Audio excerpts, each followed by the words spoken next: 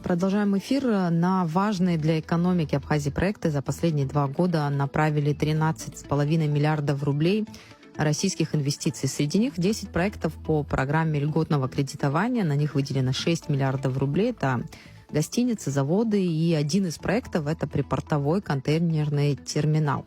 На примере последнего будем говорить о том, какой эффект имеют эти объекты для абхазской экономики. А гость нашей студии Актай Хазириши, заместитель гендиректора компании «Трансэкосистема». Приветствую, Актай. Спасибо, что с нами здесь, в студии. Добрый день.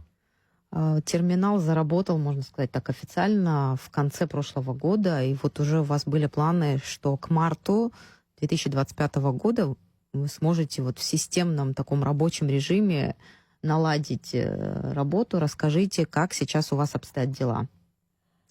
Ввод в эксплуатацию терминала произошел в ноябре прошлого года. Там в связи с известными событиями была пауза, мы не смогли, приступить к его эксплуатации. В апреле месяце возобновили взаимодействие с нашими базовыми партнерами. И, это все увенчалось тем, что в конце мая в нашем направлении вышли 2 контейнерных поезда. 124 крупнотоннажных контейнера 40-футовых, что составляет судовую партию, первую судовую партию. В конце они там пришли с интервалом в неделю. В конце июня произошел судозаход в порт Очимчира. Специализированное судно «Контейнеровоз», 10 тысяч тонн, и двейтом. И на восточном причале Очимчирского порта морского была произведена погрузка этого судна контейнерами. Процесс занял 2,5 суток. Все прошло в штатном режиме. Были отработаны технологические карты погрузки. Весь план работ, в принципе, который, нами был, создан, мы его исполнили. То есть мы выполнили его. То есть инфраструктура готова к работе? Да, можно сказать, что все прошло штатно, все объекты инфраструктуры, которые были предназначены для выполнения вот этих операций с крупнотоннажными контейнерами, в том числе механизация крупная, она не подвела, она проработала штатно. То есть мы удовлетворены. Очень важный момент, что и сотрудники, которых мы обучали, которые впервые столкнулись с такого рода задачей, они тоже выполнили все свои инструкции, всю работу, которую они должны были сделать. И все прошло очень даже хорошо. 5 июля судно вышло из порта Очимчира в направлении третьего государства. Можно считать 5 июля таким официальным стартом для этих перевозок международных, к которому как раз и стремились. Да, официально можно сказать так, потому что и 5 июля замкнулся этот технологический цикл.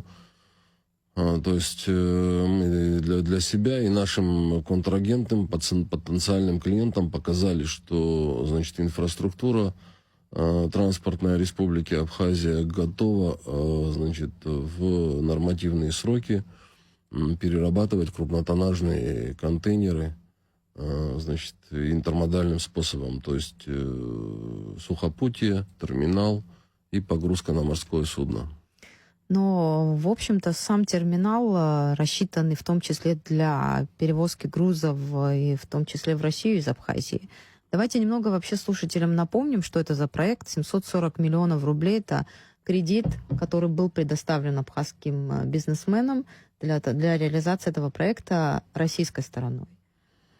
Да, там 100 миллионов рублей – это наши собственные средства, 787 миллионов – это кредитные средства.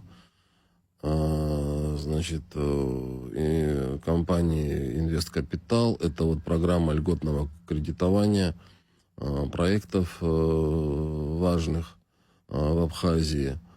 И, значит, мы начали работу, получили кредит в январе прошлого года, 2024 года. Значит, и меньше чем за год запустили объект в эксплуатацию, то есть дали его в эксплуатацию. Вот. Ну, как я уже говорил, этот проект, он уникальный, впервые в истории Абхазии реализуется. Он очень высокотехнологичный, очень серьезное оборудование было приобретено и, самое главное, освоено нами. То есть, как бы, ну, можно считать, что начало как бы состоялось этого проекта. Дальше, какой эффект для экономики, об этом хочется поговорить. Уже видны ли какие-то, может быть, действия, которые могут говорить о положительном эффекте? Это какие-то, может быть, налоги, которые бюджет получит. Вот про рабочие места вы сказали. И, насколько я знаю, это около 50 человек трудоустроено должно было быть на этом объекте.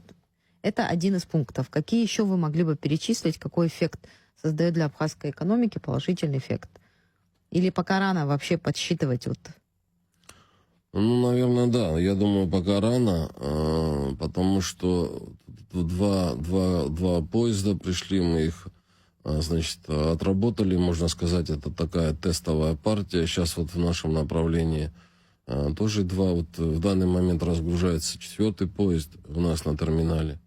Мы сейчас вот перерабатываем 2-ю судовую партию. Ну, я думаю, там можно будет подводить итоги там в конце 3-го квартала текущего года уже и финансовые итоги, и первые, скажем так. И что касается эффекта от налогов, я думаю, это вот чуть позже будет как бы правильнее к этому вернуться. А что касается рабочих мест, да, это свыше 50 рабочих мест. И вот эта первая перевалка судовой партии, она показала, где, значит, нам надо увеличить, где изменить можно штатную структуру, как ее можно соптимизировать. Вот. Ну, в принципе, да, это вот цифра по первому этапу, она чуть более 50 человек. Мы говорили в том числе о другом таком крупном проекте инвестиционном, поддержанном российской стороной. Это шато в Лабре, виноградники, завод, ресторан. И руководитель проекта Николаевич поговорил о том, какую пользу вообще, какой эффект для экономики, о том, что такие крупные суммы, возможность получить такие средства в абхазских банках невозможно. И абхазский бизнес не имеет доступа к вот таким крупным кредитным ресурсам. В вашем случае тоже идет речь о больших суммах. И вот с точки зрения доступа к таким финансовым источникам для абхазского бизнеса какое-то имеет значение? Ну, я вот что хочу сказать по этому поводу. Как пример, да, просто в этой отрасли работаю уже. И как помощник, советник министра экономики, предыдущий министр экономики Кристина Узган была, и вы были советником ее, сейчас продолжаете, являетесь советником министра экономики. С точки зрения вот с этой стороны тоже вот хотелось бы, чтобы вы развили тему. Ну, Абхазия нуждается вот в таких длинных деньгах, потому что серьезные инфраструктурные проекты, они требуют, значит, как бы длинного кредита на большой срок, там свыше 5 лет, и низкой процентной ставки. А в противном случае, как бы, других инструментов финансовых для того, чтобы начать и реализовать крупные проекты, их не существует. Вот вы сказали, большие средства. Это же все как бы относительно. Вот, допустим, построить сухой порт где-нибудь в регионе Центральной России, это сопряжение, значит, авто и железная дорога, вот наших масштабов, это не менее 5 миллиардов рублей. Значит, это дорогие истории. То есть, по большому счету, вот эти вот там 800 миллионов рублей, чуть меньше, которые были, инвестированы туда. Ну и плюс еще с нашей, значит, собственными средствами 900 миллионов. Это относительно небольшая сумма для такого рода проектов. Мы сделали, да, мы показали, что на эти деньги можно создать определенный функционал отраслевой. И дальше и второй этап должен быть у этого проекта. То есть он требует развития. Его надо, значит, развивать с точки зрения резервирования, механизации, резервирования пропускных способностей. Потому что все это, сама суть этого бизнеса, да, она в том, чтобы он был бесперебойный, линейный, и это вот постоянный сервис, он должен функционировать. То есть судна должны приходить, загружаться товарами, уходить, не должно быть никаких простоев, потому что в противном случае это становится экономически неэффективно, необоснованно. Там различные демериджи, штрафные санкции, значит, там простой вагонов и так далее. Это недопустимо в этой истории. А для того, чтобы это не было, надо создавать технологический и технический резерв. Хорошо, создавая проект, защищая его, получая вот эти кредитные деньги, вы наверняка обговаривали, что вот на этом этапе такая сумма, такие возможности у этого терминала, будет терминал работать, обслуживать такое-то количество. В общем, были же какие-то надежды, какие-то обязательства с вашей стороны в том числе? Да, были, конечно. Во-первых, мы не хотели никого пугать вначале, да, там цифрами. Наша задача была такая, основная, это показать, что вот за эти деньги можно создать эту историю, да. Вот мы ее создали и показали, что она работает.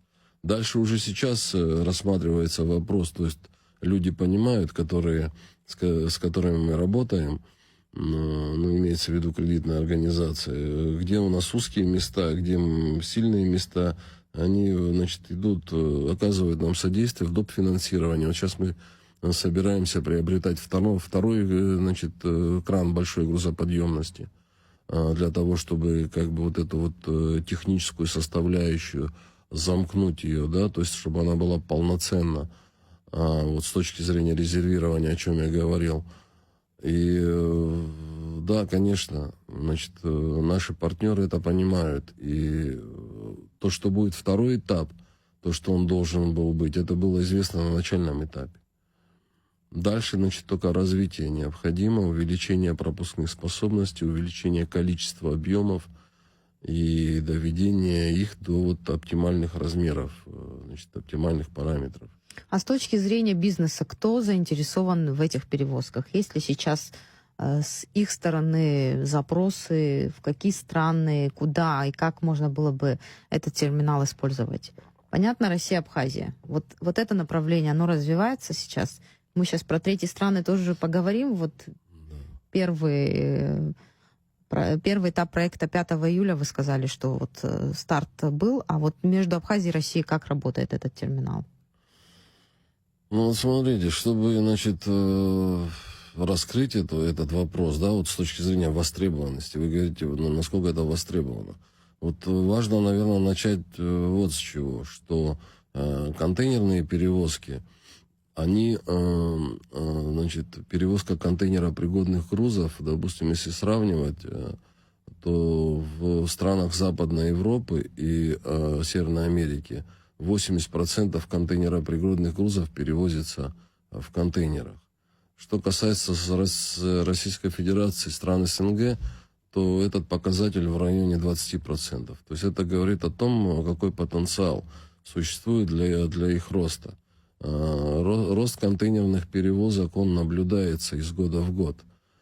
Почему? Потому что контейнерные перевозки – это оптимизация, это, значит, и сокращение сроков, сокращение себестоимости, это более технологичная история. Это, да. Но надо учитывать и частичную признанность, да, если мы говорим о международных перевозках, заинтересованность третьих стран вот в этих перевозках, как в этих условиях эти маршруты можно выстраивать, через какие страны? Да, у нас уже отработанная, значит, связь, да, морская с Турецкой Республикой. Эта история уже там больше 30 лет, по-моему, и она никогда не прерывалась. Есть Сирийская Арабская Республика, Кстати, там заключены, насколько я знаю, соглашения по взаимодействию портов Абхазии и Сирии.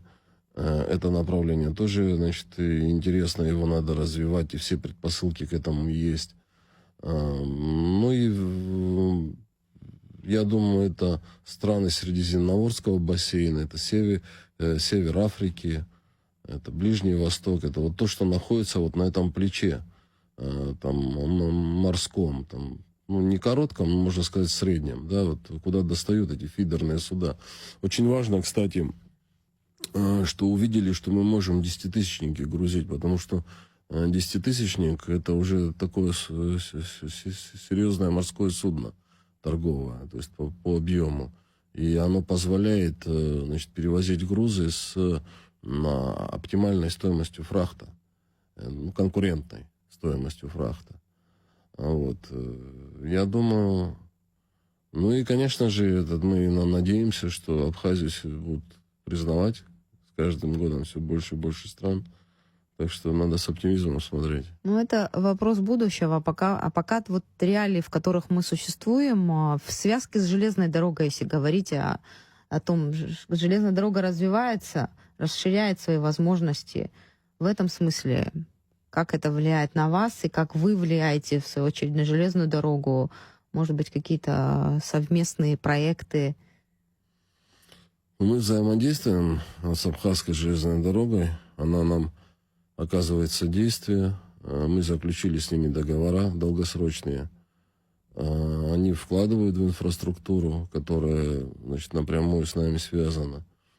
Значит, с Абхазской железной дорогой нет никаких проблем. Они работают очень хорошо по стыку международному. То есть это Веселая, Цандрипш. Своевременно принимают составы, своевременно их сдают. Вот. То есть с Абхазской железной дорогой у нас как бы устойчивые связи, и такая работа налажена. Но там есть еще, значит, вопросы, связанные, значит, более серьезного такого порядка, если можно так выразиться. И это с российскими железными дорогами, потому что наше направление, как я говорил, для РЖД это лимитированное направление, а потом, значит, там есть очень интенсивная пассажирная напряженность, высокая в летний период. Ну, и там есть проблемы. Ну, мы как бы работаем тоже, значит, объясняем, доводим свою позицию. Значит, и наше мнение такое, что можно организовать устойчивый трафик контейнерных поездов по полигону Северокавказскому в нашем направлении. То есть мы вот как бы свою позицию аргументированную доносим, писали письма. Я думаю, как бы будет понимание в конечном итоге. Это всем выгодно. Это выгодно и Российской Федерации, и потому что транспортная инфраструктура, тем более портовая, она, значит, имеет стратегическое значение. Любая возможность дополнительная, она должна только приветствоваться всеми участниками процесса. Какие грузы, например, можно было бы перевозить через Абхазию, там, железной дорогой, потом через ваш контейнерный терминал? Из Абхазии в Абхазию, например, из России в Абхазию и отсюда? Ну, из России, очень интересно, я думаю, из Абхазии в Россию это цитрусы, фрукты. Вот, допустим, один из проектов, который тоже реализуется в рамках вот этой инвестпрограммы, да, льготного финансирования, это, значит, я, насколько знаю, сортировочный комплекс очень большой. По-моему, в селе Лабра, по-моему, если я не ошибаюсь. Ну, где-то поблизости, в Ачмечевском районе. И там очень крупный комплекс сортировочный для цитрусовых. То есть там это все будет сортироваться, значит, упаковываться. И вот мы надеемся поработать в этом направлении. Вообще в этом году мы хотим отправить тоже в тестовом режиме один агроэкспресс. Это либо станция Селятина, либо электроугли, Московский регион, из Абхазии с цитрусовыми. И просто показать людям, насколько это быстро и удобно. И с точки зрения, значит, проблем на границе, и там досмотров и так далее, вот этих ненужных операций, простоев, железнодорожный состав с ревконтейнерами будет выходить с нашего терминала и через 2 суток прибывать в Московскую область. То есть очень оперативно это должно. С точки зрения расходов на доставку выгоднее вот именно морским путем или железной дорогой? Но они не конкурируют, они только дополняют друг друга. То есть конкурирует железная дорога и автомобильный транспорт. Вот на плечах, допустим, до 1000 километров выгодно возить автомобильным транспортом. После 1000 километров, когда уже расстояние свыше, уже включаются, значит, такие вот показатели, которые все-таки дают перевес железнодорожному транспорту. Но я что хочу, вот о чем хочу сказать, очень важный момент, что контейнерные перевозки в направлении портов, они осуществляются контейнерными поездами. Контейнерный поезд – это нормативное понятие. То есть он соответствует определенной длине, значит, минимальной. Он, значит, должен, значит, движение производится по сети без расформирования, то есть он не разбивается в пути следования. И у него установленная скорость, значит, суточная. И, по-моему, там ну, в районе 700 километров в сутки. 500-700 километров он должен минимально проходить. Это уже как бы нормативка железных дорог российских. То есть быстро? Да, это очень быстро, это практически так же, как автомобильный транспорт. То есть контейнерные поезда – это премиальная история, это премиальный вид перевозок. И немного времени у нас до конца беседы остается по поводу вообще программы льготного кредитования.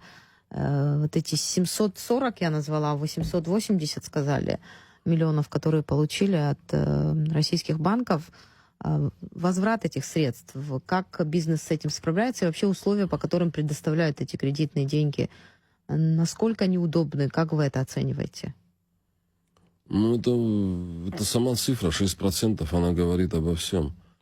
И там сама структура выплаты, да, она так разнесена по времени, календарно, что на первый период после ввода в эксплуатацию с компании снимается это максимальная эта нагрузка, то есть там платятся проценты, потом включается, значит, основная часть, основное тело долга, значит, плавно, и, значит, уже по мере выхода на максимальные производственные возможности бизнеса уже, значит, пиковая нагрузка возникает по выплате кредита. Но я думаю, это все тоже регулируется, это как бы тоже предмет.